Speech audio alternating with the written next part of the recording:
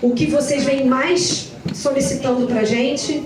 Então, o Vitor me lembrou, a gente está com o vídeo, né? A gente está ao vivo, fazendo a transmissão, e nós estamos com todos os coordenadores, gestores das UPAs, unidades de porta aberta. Foi o nosso compromisso, nós falamos que nós iríamos fazer e nós estamos fazendo, justamente porque esse tema é um tema muito importante para todos nós. Vocês vêm conversando com a gente sobre dificuldade de manejo de crise, certo? Errado? Né? Como manejar, como organizar, como perceber, né, que aquela criança, aquele adolescente, aquele adulto está se desorganizando, vai se desorganizar, o que fazer? Às vezes vocês falam assim, Michele, eu não sei se eu seguro, se eu não seguro, como eu seguro, né? E como é que eu posso conduzir? E aí nós trouxemos a doutora Thalissa Casarini, que veio nos presentear, Thalissa. Precisamos receber Thalissa com muito carinho.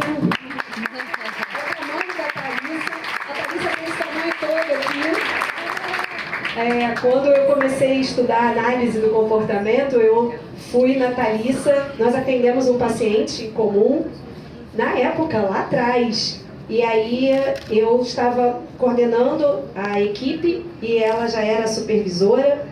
E aí eu fui atrás dela e falei, me ajuda porque eu preciso entender mais, eu preciso aprender e eu preciso de alguém que me ensine, mas que ensine a minha equipe também, né? E aí nós conseguimos trazer a Thalissa e dali nós criamos um carinho muito grande. A gente quase não tem se falado, né, Thalissa? Porque agora você entendeu, né? Entendi perfeitamente. Coisa de professora, Michele. Aí eu falo, não consegui fazer, né? Mas todas as... E nesse momento, quando vocês falaram desse tema, não tinha uma pessoa mais adequada, mais preparada para trazer para a gente essa fala tão importante, tá bom? Então, Thalissa, fique à vontade, seja muito bem-vinda à nossa casa, que isso seja uma constante para você, tá bom? Obrigada.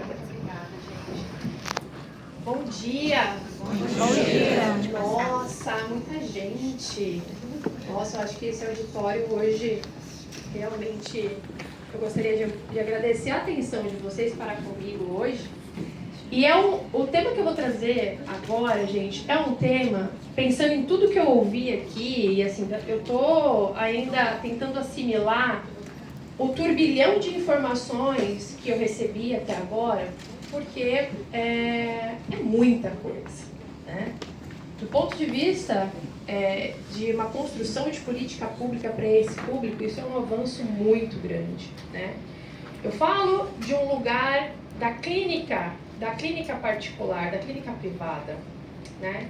Então eu sei que é uma realidade bem diferente, mas ao mesmo tempo eu valorizo extremamente o SUS. Sou defensora primária do SUS, né? E entender que o Estado do Rio de Janeiro está tomando essa postura de construir de forma tão cuidadosa uma política, uma linha de cuidado para essa população, isso realmente conforta meu coração como técnica. Porque hoje a gente vai falar sobre manejo de comportamento em situações de emergência, né? Então, tudo que a Miriam trouxe aqui é um macro, né? Mas como que isso vai se afunilando, a ponto de chegar em condutas técnicas? Que eu acho que é isso que vocês pensam todos os dias, né? Como que essa linha de cuidado vai se transformar em um protocolo técnico de conduta, né? E é esse o desafio também da Miriam, da Bruna, também de toda a equipe, né? Tem outra pessoa, o Vitor, né? Então, de pensar em ações. E quando eu recebi esse tema, eu tentei encontrar uma linha que conseguisse conversar com esse público, pensando em análise do comportamento, mas tentando entrar na realidade de vocês, de alguma forma, para que não ficasse uma palestra voltada somente para a clínica, porque eu acho que não é isso que vocês não é o contexto de vocês, tá? Então vocês vão me ouvir aqui falando sobre muitas coisas técnicas, teóricas, né? Mas eu tomei o cuidado de pegar como se fosse uma linha, costurar com base em um tema. O tema que eu dei foi acesso seguro ao serviço de saúde, certo? Então, tudo que eu for falar aqui, eu vou tentar dar exemplos de como que a gente pode fazer um manejo comportamental em situação de emergência dentro da UBS, mas também aí vocês levam isso para a realidade de vocês dentro dos serviços que vocês prestam, tá bom? Certo? Falando um pouquinho de mim, eu fui, né, tive a oportunidade de ser a professora da Michelle em algumas situações, né? Eu sou psicóloga de formação, mas tenho aí uma experiência vasta dentro da área da aprendizagem. Fui realmente testada no ambiente de mestrado lá na Universidade Federal de São Carlos, onde eu pude aplicar minha pesquisa, inclusive aqui no Serviço de Educação do IBC, do Instituto Benjamin Constant, né? E, como vocês já podem ter percebido, eu sou paulista, né? Mas eu moro no Rio há 5 anos. Eu quero saber quando é que eu vou receber o Green Card do Rio de Janeiro, né? Estou esperando, né? Eu vou ficar muito feliz quando acontecer esse dia, porque realmente é um estado, é uma cidade que me acolheu muito bem, uma cidade que eu tenho muito carinho, tá? Dentro das minhas especificações aqui, eu acho que vale a pena a gente falar, a gente vai falar sobre isso, sobre a certificação de implementação física em crises agressivas, né? Eu fiz lá no Grupo Método, a gente vai falar um pouquinho do porquê que isso é importante, tá? Vamos lá. Eu queria conhecer vocês um pouquinho melhor. Então, aqui tem um QR Code, lá tem 5 perguntinhas, vocês podem, quem se sentir à vontade, não é obrigatório, tá? Mas vocês podem, só para eu entender um pouquinho a realidade de vocês, né? Inclusive para depois compartilhar com as meninas, uma vez que a gente falou sobre indicadores aqui, né? Uma forma de trazer um indicador para vocês, a percepção inicial sobre o tema que a gente vai discutir agora, tá? Vou deixar aqui um pouquinho, todo mundo conseguiu? 3, 2. Isso é coisa de analista, hein? 3, 2, 1, né? É da lista. Pessoal, lugar de fala, né? Vamos falar sobre um problema real da nossa prestação de serviço em saúde. Essa sou eu, não sei se dá aqui para ver. Essa sou eu há mais ou menos uns 20 dias atrás, né? Eu tenho toda a formação em análise do comportamento, sou uma pessoa certificada, carrego o compromisso contínuo de me especializar e de me formar. Estou atendendo um cliente, vou chamar de cliente assim, mas aqui a gente vai falar usuário, certo? Então, estou atendendo um usuário que dentro do plano de intervenção dele inteiro, dentro do plano o plano terapêutico singular que foi desenvolvido, tá? Ele ficou exatamente 8 meses sem apresentar nenhum comportamento de heteroagressão. A gente vai falar sobre isso depois. Num belo dia, aconteceu. Eu previ? Eu tenho expertise, eu previ? Você estava preparada? Sim. Mas aconteceu. Aconteceu independentemente se eu estava ou não preparada para aquilo. Tá? O que eu quero trazer para vocês? Que tudo que a gente vai discutir aqui hoje, tudo, tá? Não é floreio, porque vai sempre. Isso faz parte do cotidiano de quem trabalha com pessoas que têm uma diferenciação da forma como elas se organizam no ambiente, tá? Então, eu até escrevi aqui, ó, não são floreios, são práticas concretas para garantir o direito à equidade no acesso à saúde e para organizar o serviço de modo que cada pessoa, inclusive quem está no espectro autista, tenha um cuidado seguro para si e para a comunidade que compartilha o mesmo espaço de atendimento, né? Porque nós, como prestadores de serviço, a gente se coloca exatamente no lugar de pensar como que eu vou prestar um serviço de qualidade sendo que não estou preparada para lidar com determinadas situações. Verdade ou não é verdade? Verdade. Né? E como que a gente pode, quais são as práticas que a gente consegue nos auxiliar aí. Tá? Então, eu organizei a nossa fala hoje da seguinte forma. A gente vai falar um pouquinho das características do TEA e da adesão e evasão no cuidado, tá?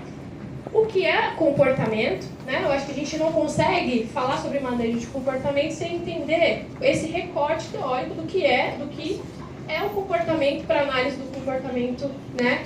Mais especificamente. Dentro do que é comportamento, falaremos um pouquinho do que é a tríplice contingência, ou seja, como que eu vou analisar aspectos ambientais que vão interferir no quê?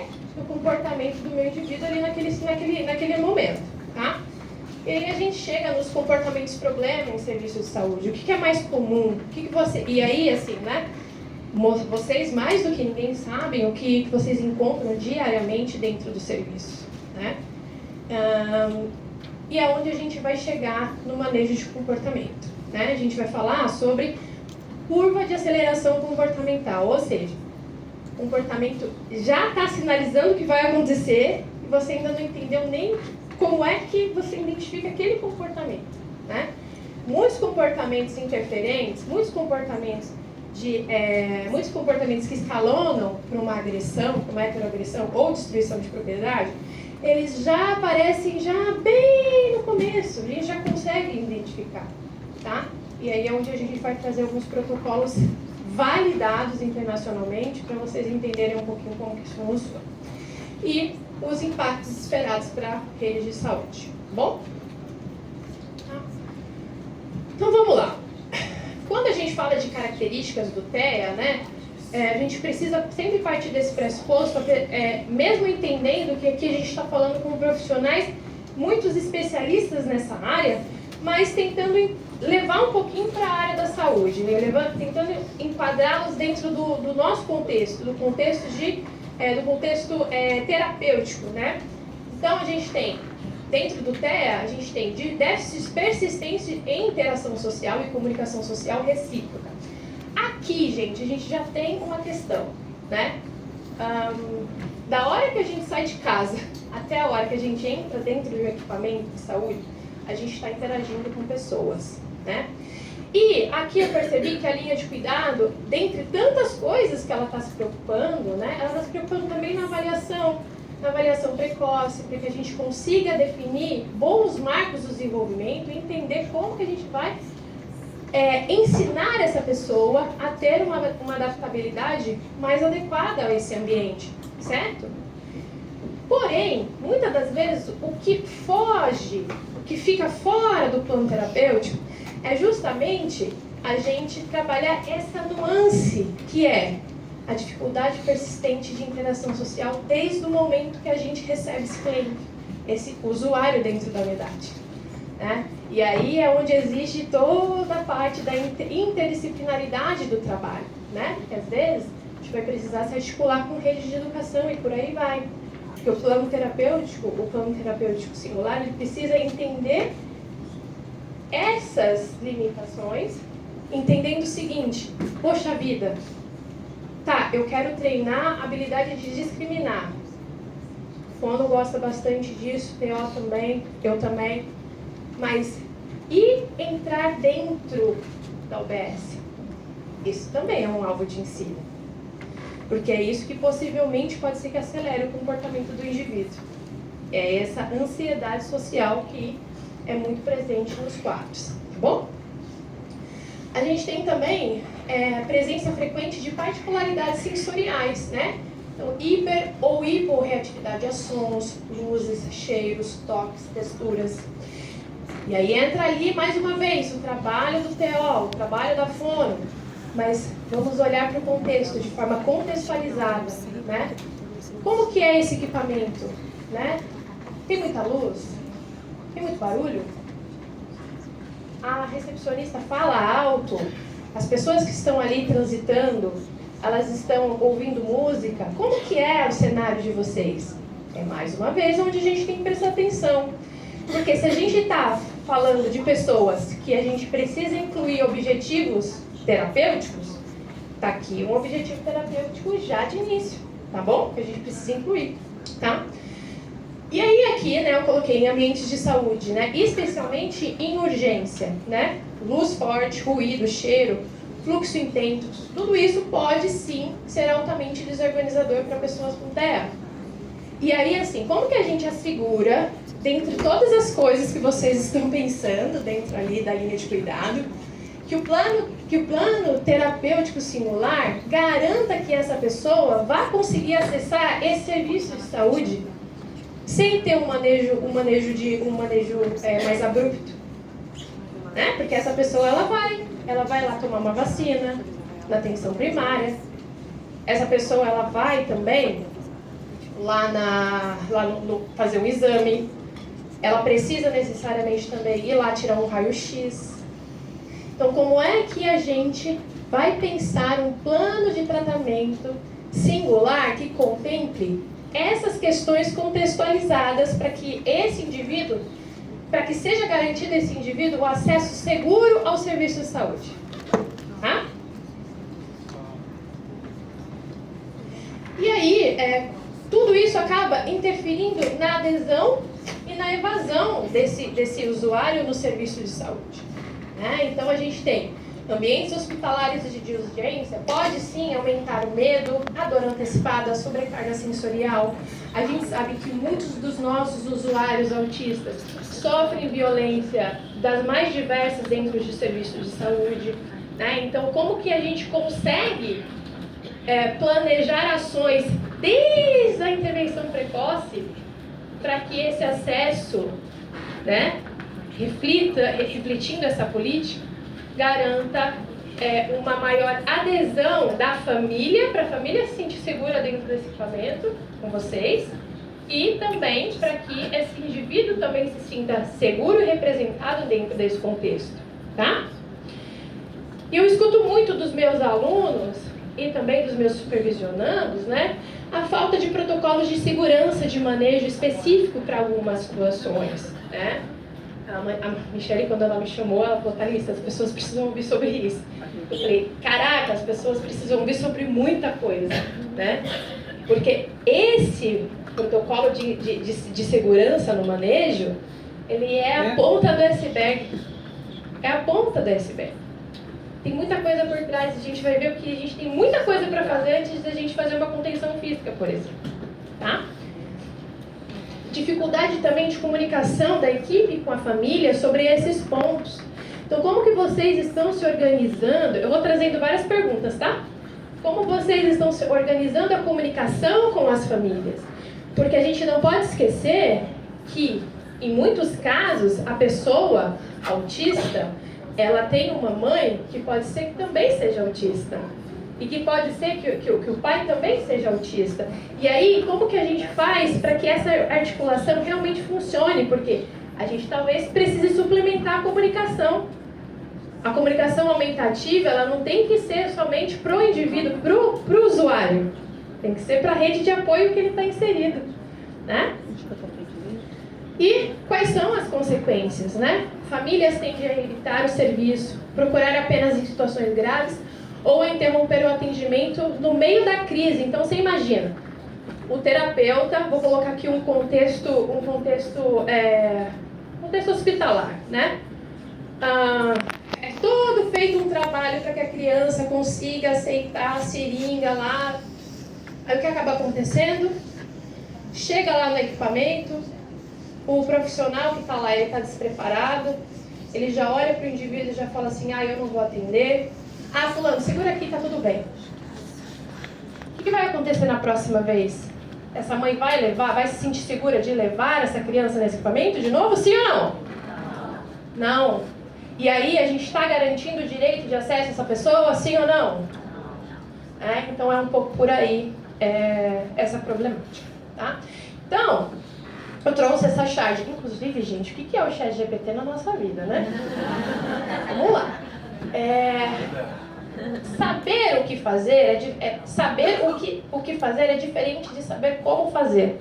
Não é? Porque eu sei que neste momento que eu estou falando tudo isso para vocês, o nível de angústia, se tivesse aqui um termômetro, estaria lá em cima, né?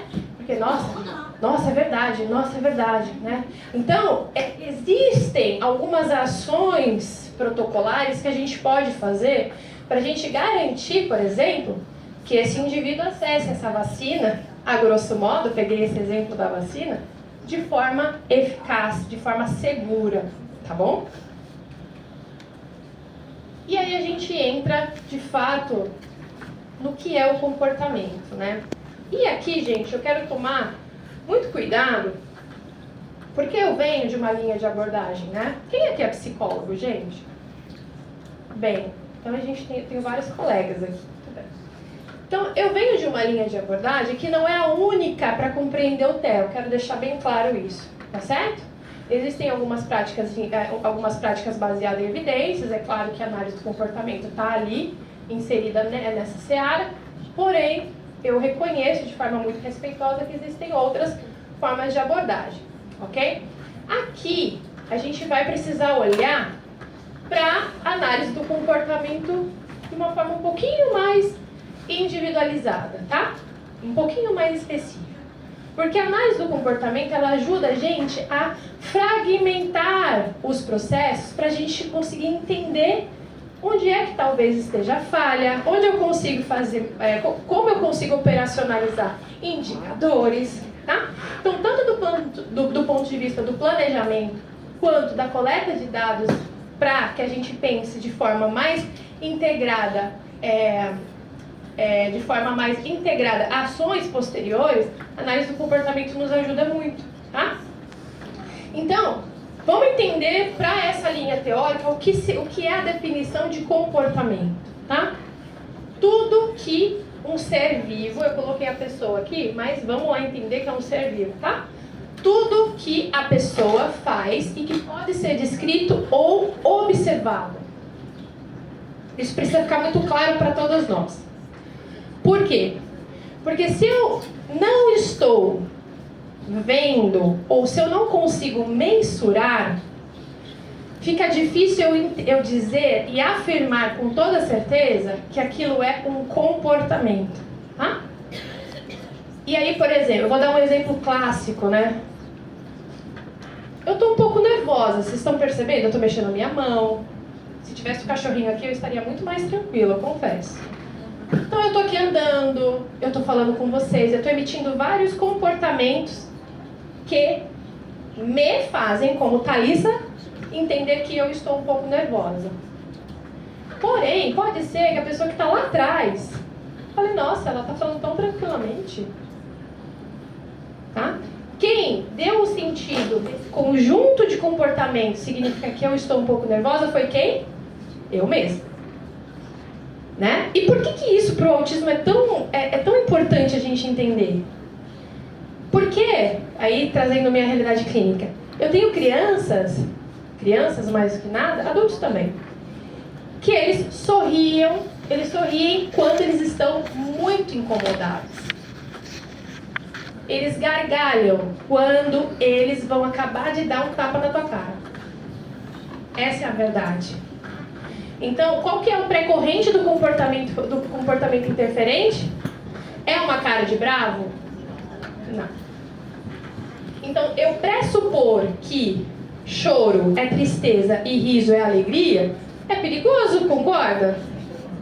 Então, quanto mais distante eu estiver dessa linha de compreensão do que é do senso comum, mais próximo eu estarei da realidade linguística e comportamental do meu cliente, do meu usuário, certo?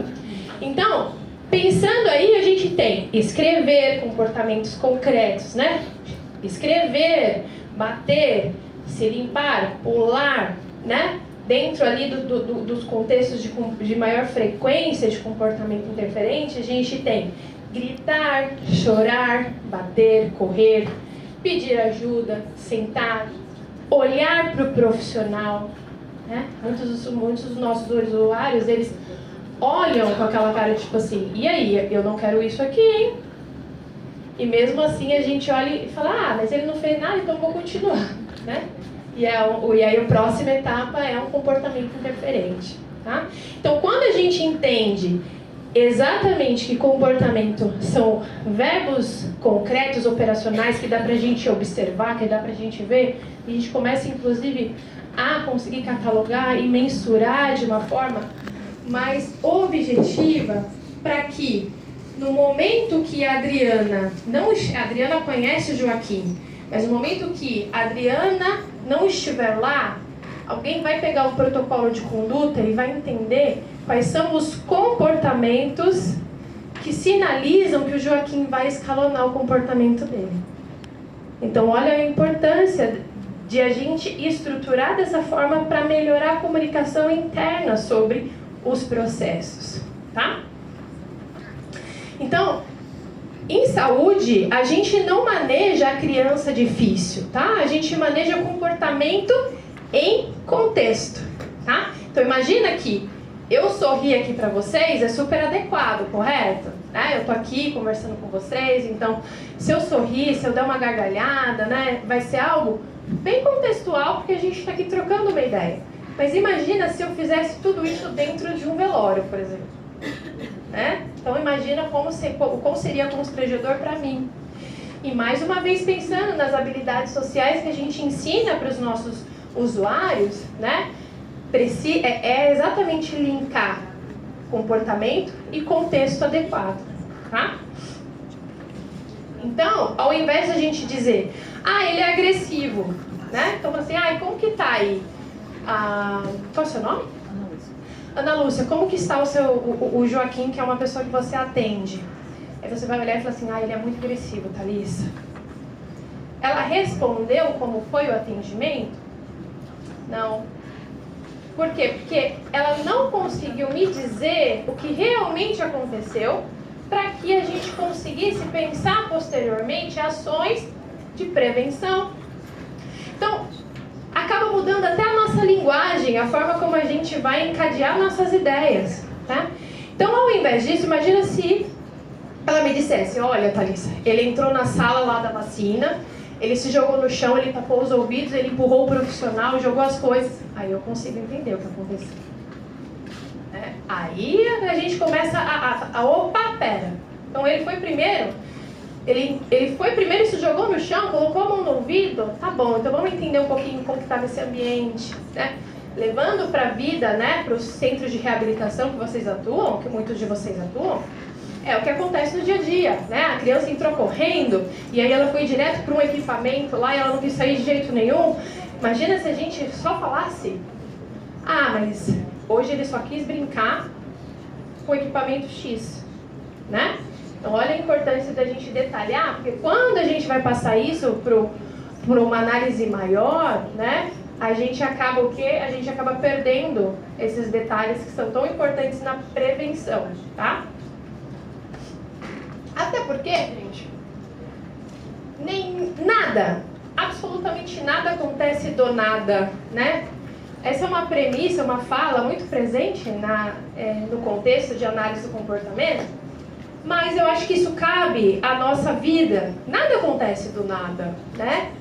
Sempre existe um contexto, sempre tem o que aconteceu antes, um comportamento ou uma situação específica e uma consequência, né? Existe isso que a gente chama de contexto no senso comum. O senso comum, ele traz tudo junto, né? E aí foi lá e aconteceu X. Mas quando a gente para entender o que aconteceu antes, o que a pessoa fez e o que aconteceu depois, a gente realmente entende o contexto que aquele comportamento, problema, acontece. O contexto que aquele comportamento interferente acontece, tá? Então, vou trazer aqui um exemplo para vocês.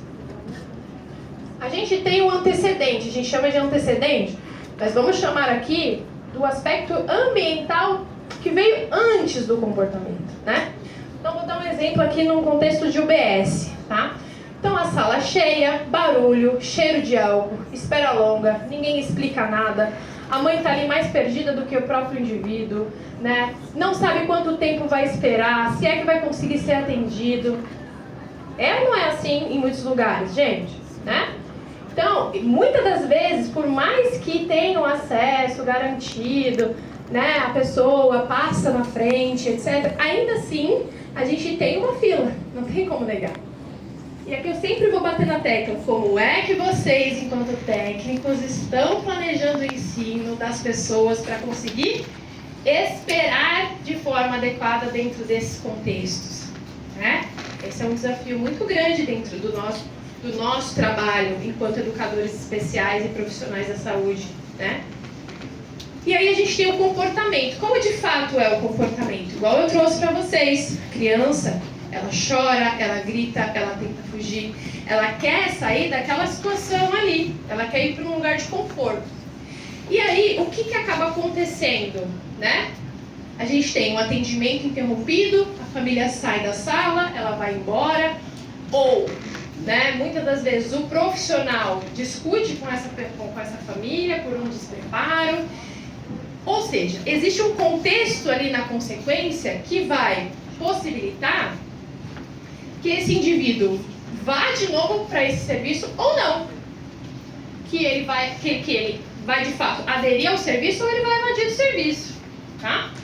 Por quê? O que fazemos depois está totalmente relacionado... É aqui que eu aperto, né? O que fazemos depois está totalmente relacionado se aquele indivíduo vai aderir ou não vai aderir ao serviço. Nós somos assim, né? Então, tem consequências do serviço que podem aumentar a probabilidade de eu usufruir do serviço. Mas também tem alguns procedimentos técnicos que a gente toma, e aqui a gente pode entrar em diversas searas, né? Desde a contenção física sem necessidade, né? Do vamos lá, mãe, agora, porque, né? Vamos porque a gente tem mais 5 lá fora, né? Que vai fazer com que aquela mãe pense, repense muitas vezes se ela vai levar ou não vai levar de novo. E quando a gente pensa num centro de reabilitação, vocês ainda estão um pouco mais preparados ali para receber essas pessoas. Mas e num dentista, gente? E lá na vacinação? Né? E como que a gente garante que esse indivíduo vai conseguir colocar um colírio no rosto, no olho, para fazer um teste oftalmológico? Né? Nessa linha que a gente vai tentar entender onde é que a linha de cuidado pode contribuir também, tá? E aí, quais são os comportamentos de risco em serviço de saúde mais frequentes, né? Aqui, talvez se vocês fossem listar, estariam aqui algumas delas, né? Bater, chutar, morder, empurrar. E aí isso a gente chama de agressão física, de heteroagressão, quando é com outra pessoa, né? Mas a gente também tem as autoagressões, que muitas das vezes são, por incrível que pareça, tá, gente? São mais... as pessoas costumam ser mais displicentes com a autoagressão porque não está infringindo o outro, né? Mas, mais uma vez, a gente está pensando na segurança da comunidade, mas principalmente daquele indivíduo, tá? A gente tem bater na cabeça, morder, se arranhar, né? A gente tem as esquivas, as fugas, as evitações, né? Que é sair correndo da unidade, recusar entrar na sala, se esconder, né? Uma vez eu peguei uma criança que saiu de um exame, né? E ela desceu pelo lado de fora, olha o risco. Ela ficou tão desesperada para a mãe dela não pegá-la, que ela saiu do shopping. Aqui no Rio de Janeiro tem muitos laboratórios dentro de shopping, né? Saiu de dentro do shopping para que a mãe não pegasse ela. Ela foi pro lado de fora da escada rolante, se pendurou pro lado de fora da escada rolante e desceu ali dentro. Você imagina o quão importante é a gente pensar na segurança, porque essa mãe ali, ela desmaiou, então tinha que alguém olhar para a mãe porque ela ficou desesperada, né? E alguém ali tentar dar atenção. Mas o shopping como muitos lugares, estava totalmente despreparado para atender essa demanda. Tá? E aí a gente tem o que a gente chama de crises intensas, né? Choro, que é inconsolável, jogar objetos, derrubar materiais, né? E aqui entra também a recusa de medicações, então não querer nem que coloque o garrote, não querer nem tomar a própria medicação que vai gerar o benefício, né? Que vai gerar o benefício terapêutico, farmacológico para aquele indivíduo, né? E aí, o que isso significa para a rede de atendimento de uma forma geral, né? O aumento de tempo no atendimento, então assim, dentro dos equipamentos, um aumento absurdo do tempo, tá? O risco de acidente, tanto para o indivíduo quanto para as pessoas, né? Um desgaste da equipe, emocionalmente falando, muito grande, que inclusive contribui para a evasão desse técnico do equipamento, tá? E a evasão do cuidado do usuário e da família do usuário, que é realmente o que me preocupa demais, tá? Porque vocês falaram bastante sobre isso, né? A gente tem uma atenção precoce, a gente tem uma investigação precoce, uma intervenção precoce, mas esse indivíduo, ele cresce. E o mesmo engajamento terapêutico que a gente tem para um bebê é diferente para um adulto. E aí, esse adulto, a depender da situação, ele vai evadir de todos os cuidados, ele não vai evadir só do cuidado terapêutico, em aba, fono e por aí vai. Ele vai evadir de todos os cuidados, né? E aí a gente tem seletividade alimentar, problemas de comportamento relacionado à alimentação, que vai contribuir para toda a parte de obesidade, então o controle da glicemia, etc. Como uma pessoa típica, as mesmas demandas, né? Mas os protocolos de saúde, eles são diferentes. Então, gente, aqui vem o meu pedido mais uma vez, vocês vão me falando várias vezes, como é que vocês, dentro do plano terapêutico singular, estão pensando essas intervenções, processo e a manutenção desse indivíduo no equipamento de saúde, tá? E aí, quando a gente entra em manejo de comportamento, a gente precisa entender que manejo de comportamento vai muito além. Eu tô indo rápido demais, gente? Não? Beleza. Então, manejo de comportamento vai muito além do vai lá e se vira, vai lá e faz. Porque quando você toma a postura de manejar o comportamento dessa forma, automaticamente, o que você está fazendo? Você está se colocando em risco. É assim, tá? Aquela primeira foto que eu coloquei para vocês, eu tinha certeza que não ia acontecer nada. Eu coletei dado, eu sabia exatamente o que estava fazendo. E aí eu não me dei conta de um detalhe, que o comportamento sempre volta. E ele volta quando a gente menos espera. Ali naquele momento, gente, eu baixei a guarda. Foi uma sessão que eu baixei a guarda. E foi quando aconteceu. Eu tomei 3 socos no rosto e uma mordida, né? Fiz fiz toda a manobra que precisava ser feita. Mas eu me coloquei em risco. Aí qual foi a minha postura? Coletar todos os dados importantes para eu conseguir discutir em supervisão como que eu poderia, né? Ou como poderá ser a próxima sessão para que aquilo não acontecesse. Então vocês percebem que manejar comportamento não pode ser do nada, nada do nada, a gente já viu isso aqui, né?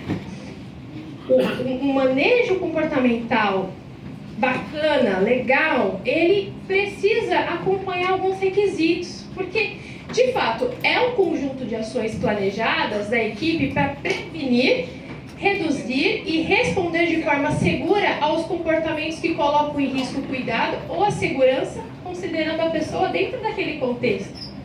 Entende que, assim, imagina se vocês hoje, né, dentro de cada expertise de vocês não tivessem protocolos muito bem delimitados do que vocês precisam fazer, delimitação de papel dentro do trabalho de vocês. Como é que seria o trabalho? O trabalho aconteceria? Dificilmente. Então, por que quando a gente está falando sobre práticas de segurança, a gente não leva tão a sério quanto deveria, tá? Então, a gente precisa, primeiro de tudo, quando a gente pensa em manejo de comportamento, gente, a gente precisa pensar em todo o planejamento prévio do que vai acontecer, né? Fazer um levantamento muito claro de qual é o cenário. E aí, aqui, cada usuário é um cenário diferente, né? Entender que, a depender do serviço, quais são as possibilidades de ajustes ambientais para garantir a manutenção da adesão daquele indivíduo naquele serviço, né? Incluir uma comunicação adaptada. E quando eu digo comunicação adaptada, isso vai de recursos visuais, mas não somente de recursos visuais. Às vezes é a forma como a gente fala, é a forma como a gente se comunica, né? Imagina que você precisa entender qual é a forma que aquela família melhor se identifica para seguir as suas orientações e para seguir as suas condutas também, tá? Tudo isso para só depois, né? A gente precisa também, quando a gente faz uma comunicação adaptada e ajustes ambientais e o planejamento prévio, o levantamento de dados e tudo mais, a gente se prepara para, de fato, entender como é que a gente vai controlar aquele comportamento. Tá, já entendi o que acontece, já entendi o contexto. O que é que está controlando aquele comportamento? É a luz? Beleza, então o protocolo vai ser apagar um pouquinho a luz, diminuir a quantidade de luz. Tá bom, beleza. Qual outra ação que poderia ser, né? Ai, meu Deus. 5 minutos. Não, 15. Ai, 15. Tá? Quais as ações que a gente pode ter ali, tá? Então a gente tem, e aí também a gente tem o registro de pós-crise, que é onde vai fazer o levantamento de todas as informações. Tá? E aí aqui entrando numa curva de escalada, né? A gente vai ver essa curva de escalada, que é onde a gente de fato vai entender que um comportamento, a gente sempre vai começar entendendo que ele está no homeostase, a criança está tranquila, o indivíduo está tranquilo. Algo que acontece no ambiente pode acelerar aquele comportamento. Então, para cada etapa, existe aí um plano de ação que a gente pode seguir. Tá certo? Então, vamos para o primeiro. Então, a gente tem na pré-escalada, a nossa conduta como técnico, como equipe, é de fato tentar coletar o máximo de informações possíveis sobre aquele indivíduo.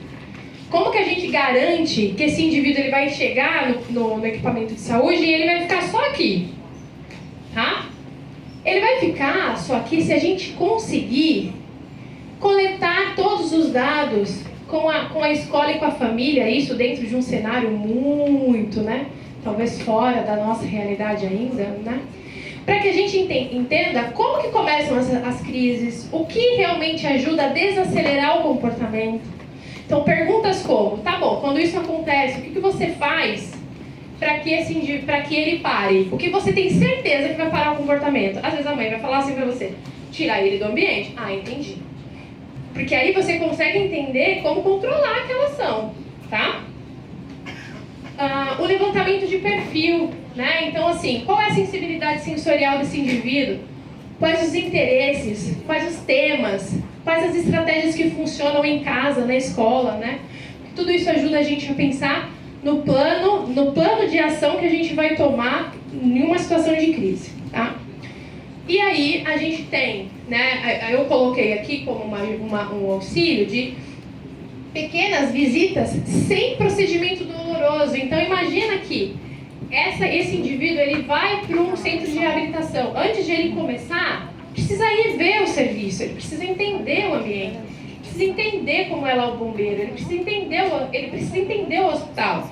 Então, visitas direcionadas nesse sentido auxiliam muito a contextualização do indivíduo dentro daquele contexto, tá? É muito importante também, gente, o usuário ele ter um rosto de referência, tá? Então a equipe, ela é interdisciplinar, ela é multidisciplinar, a gente sabe a importância disso tudo, mas dentro da aquisição de equipamento de saúde, é muito importante que esse indivíduo ele tenha uma figura de referência dentro daquela unidade. Por quê? Pode ser que aquela pessoa seja a que mais vai fazer o levantamento de dados, a que mais vai estar apurada, né, para compreender o Joaquim, tá certo? Beleza, aconteceu, a gente chegou a uma situação, a criança ou o indivíduo, né, ele saiu de uma situação puramente de homeostase ali, tranquilo, mas aí ele começou a ter uma escalada inicial, né? O que a gente vai começar a pensar? Intervenção precoce, né? Então, eu preciso intervir de forma precoce para que isso não escalone, né? Então, se tudo aquilo que eu planejei por conta da análise do cenário não funcionou, vai começar, eu tenho algumas alternativas, tá?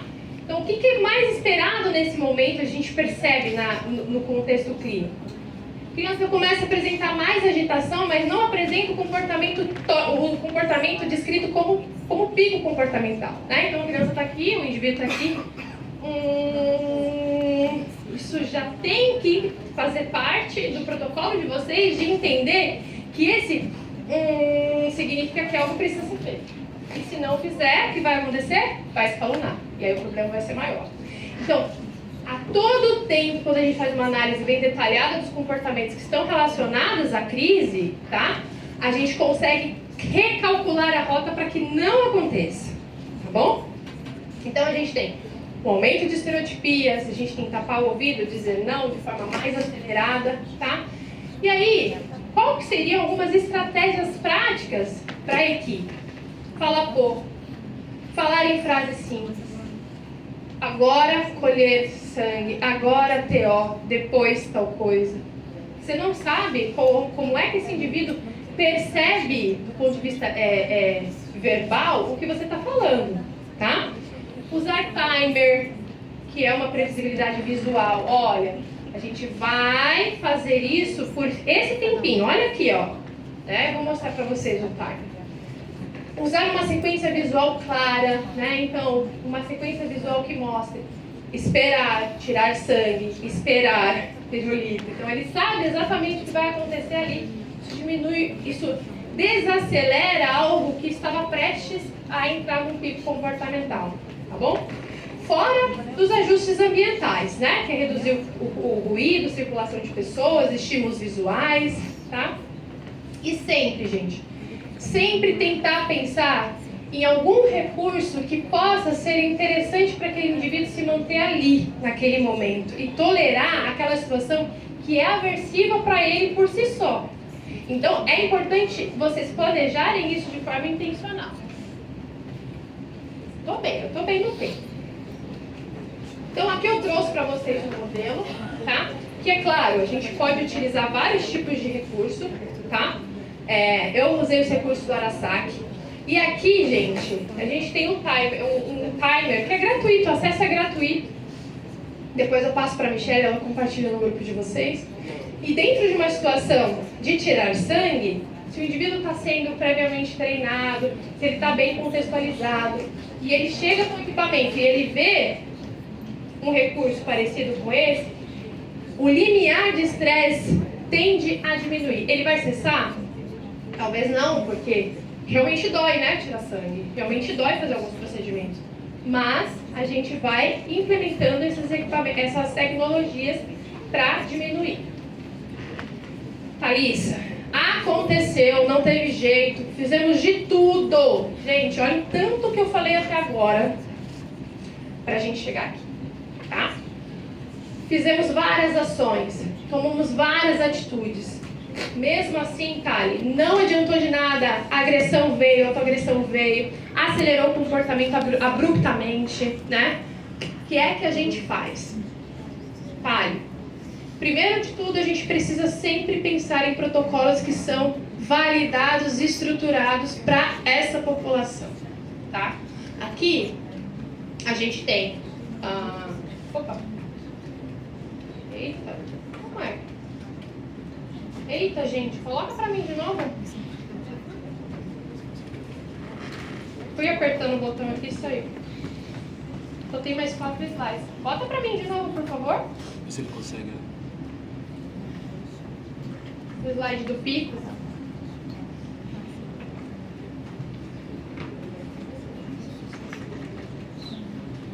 Acho que eu passo.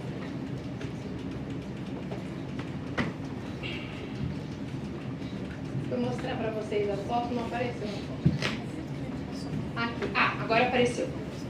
Então, quando a gente toma, quando a gente realmente precisa, quando a gente realmente se vê numa situação que a gente precisa atuar de forma prática, de forma ativa, primeiro de tudo a gente precisa estar munido de informação.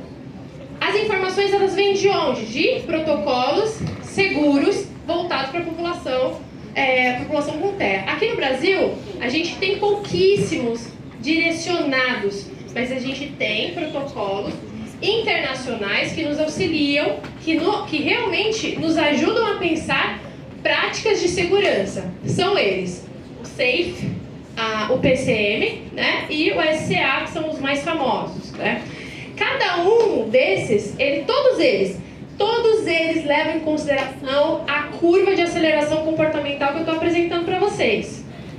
E o que eles dizem? Não vamos fazer implementação física se você não se sente seguro, e mais ainda, se você não está preparado para fazer e se você não tem uma rede de apoio com você. Por quê? Primeira coisa, se eu tenho 1,80 m de altura, se eu recebo um adulto que tem 1,90 m ou até 1,75 m, por si só eu já sei que eu não vou conseguir manejar.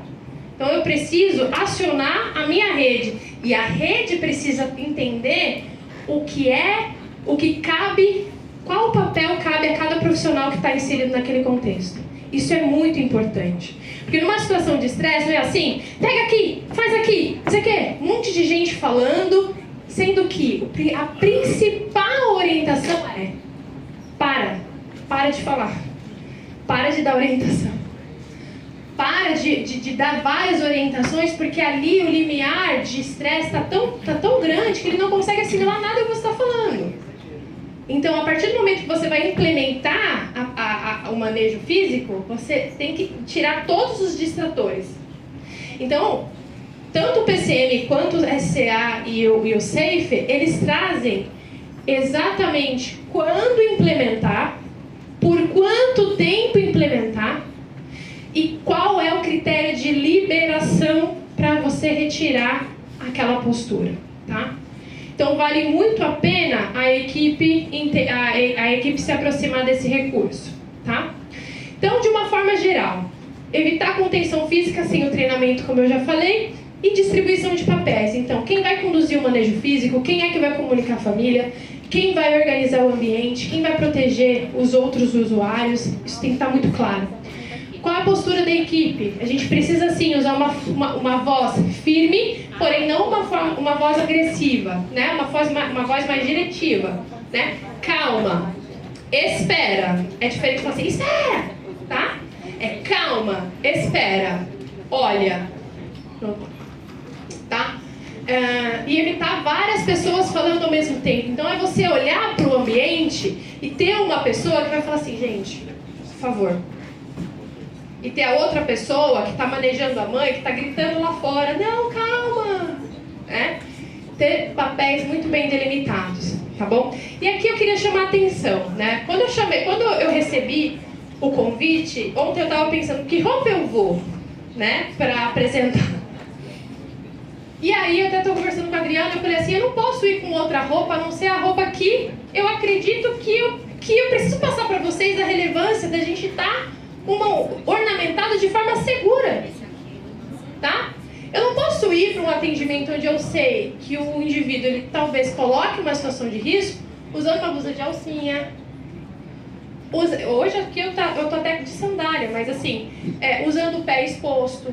Porque numa situação de crise, de fato, para você tomar a decisão de estar nesse cenário, você precisa se sentir segura. Então, se eu tô com meu cabelo solto, com um brinco, se eu tô com várias pulseiras, se eu tô de anel, e eu me coloco numa situação dessa, eu não vou conseguir dar o melhor dentro dessa situação, mesmo se eu conhecer o protocolo. Porque eu não estou ornamentado para isso, eu vou me colocar mais em risco, né? Então aqui, ó, por exemplo, eu até coloquei assim, eu vim realmente preparado. Aqui eu tenho o scribe aqui, que eu sei que isso aqui eu não vou ficar pelada no meio da situação, né? E eu tenho outra roupa por baixo, né? Então, todo tempo eu tenho que pensar que pode ser que aconteça uma situação onde eu tenho que implementar, pode ser que não aconteça. Na realidade de vocês, mesmo vocês sem o PCM, essa é uma ação que vocês podem tomar para ontem.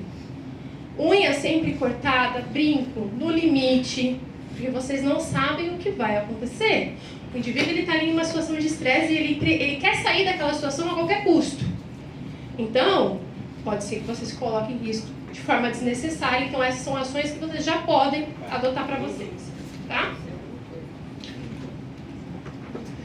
E no pós-crise, gente? Essa é uma situação que muitos equipamentos não conseguem tomar uma atitude, porque é tão rápido, a situação acontece tão rápido, aí o indivíduo vai embora e aí acabou, né? E aqui eu já estou realmente finalizando, tá? O momento do pós-crise é o momento mais difícil, porque o indivíduo está mega vulnerável, então provavelmente a gente vai ver um choro muito sentido, a família realmente ali desnorteada, né, sem graça. E aí, como que a equipe se organiza para ter esse acolhimento? Porque, de fato, a gente precisa, neste momento, acolher a família sem julgamento. O momento de pensar a estratégia depois, não é com a família, tá? A família, ela precisa de acolhimento naquele momento. Olha, realmente, essa foi uma situação bem delicada. A gente vai levar isso para a equipe para a gente entender como pode prevenir nas próximas vezes, tá? E, mais do que nada, validar o esforço coletivo do que aconteceu ali. Porque todo mundo dentro do seu papel desempenhou algo que pode ser que, mesmo tendo feito tudo certinho, tenha recebido um hematoma, alguém machucado e por aí vai, mas entender e validar o esforço da tentativa. Porque quando a gente não valida, a gente invalida o direito do indivíduo estar ali naquele equipamento, tá? Então, quais são os dados que vocês podem coletar para ajudar numa futura manobra, né? Então, o que aconteceu antes da crise? Quais foram os primeiros sinais da escalada? O que a equipe fez e o que ajudou um pouquinho mais do que habitualmente? O que a família relata que funciona em casa, tá?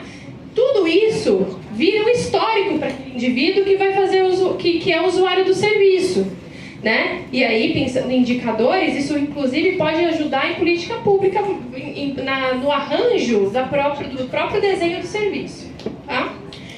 Então, para o paciente, né, quais são os impactos esperados para a rede de saúde, né? Então, para a família, menos experiências traumáticas, mais adesão, mais confiança no serviço, tá?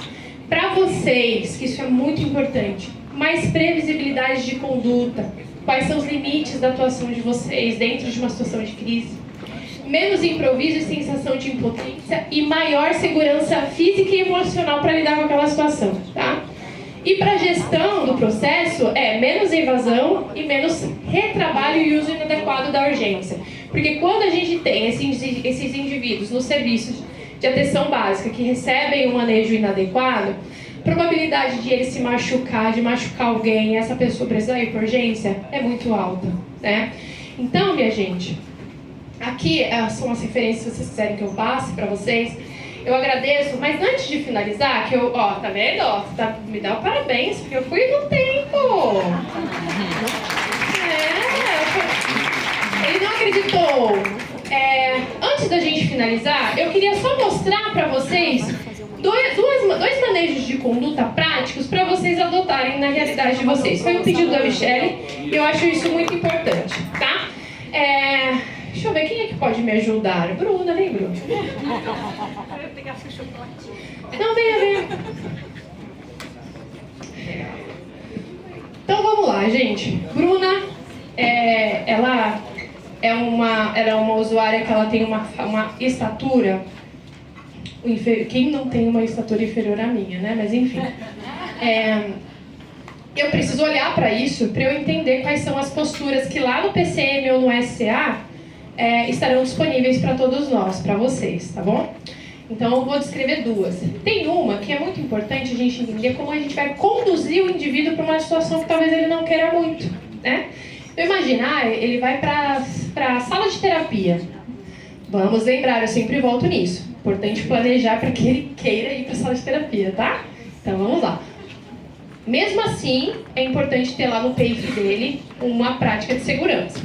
Como que pode ser essa prática de segurança, minha gente? Né? Segura pra mim. Imagina que o microfone é um brinquedinho dele, tá? Alguma coisa assim.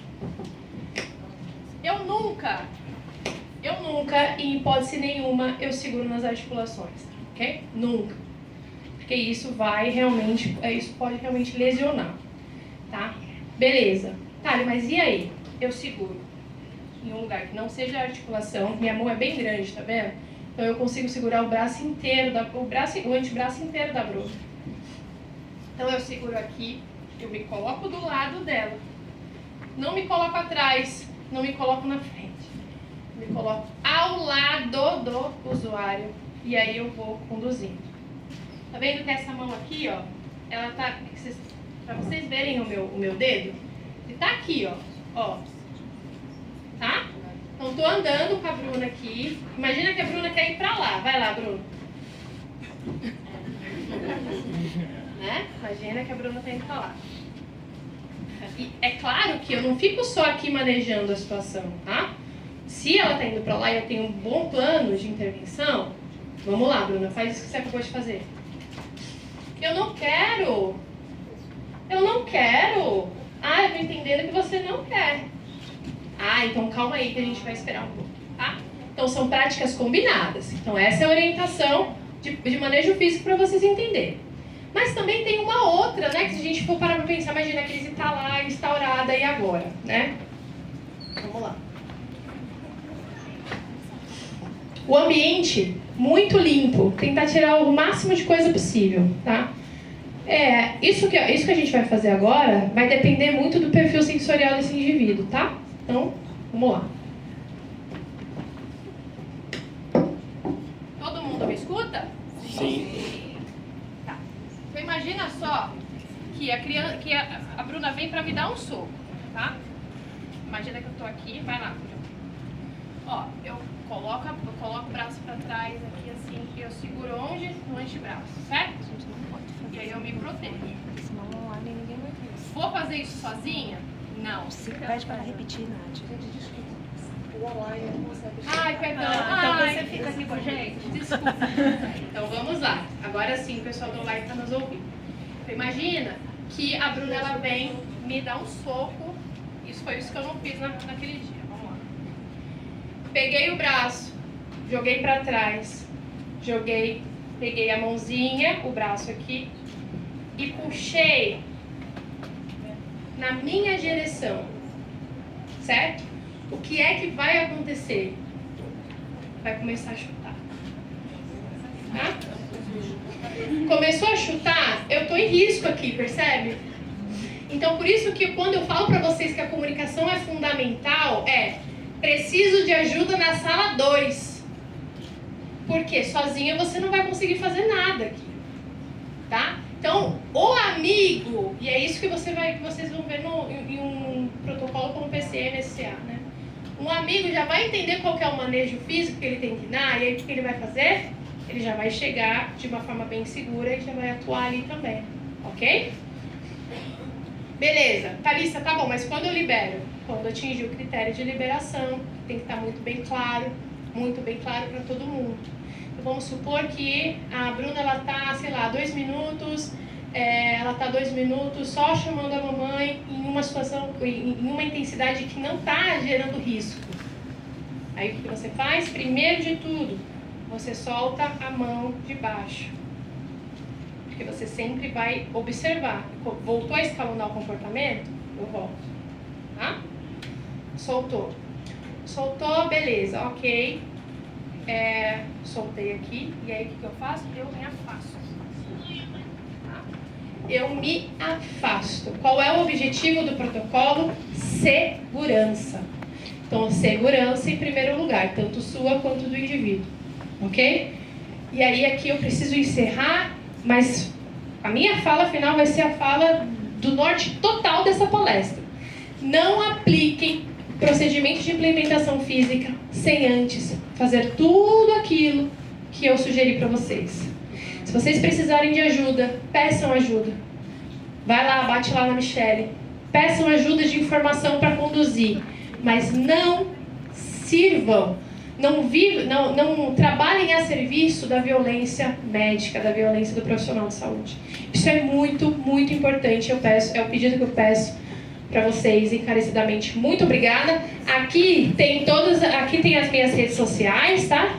Eu fico totalmente assim, acessível a todos. Thali, aconteceu uma situação, eu quero tirar uma dúvida com você. Bora conversar, eu adoro conversar. Foi assim que a gente começou com Michele. Tá bom? Muito obrigada, Brasil!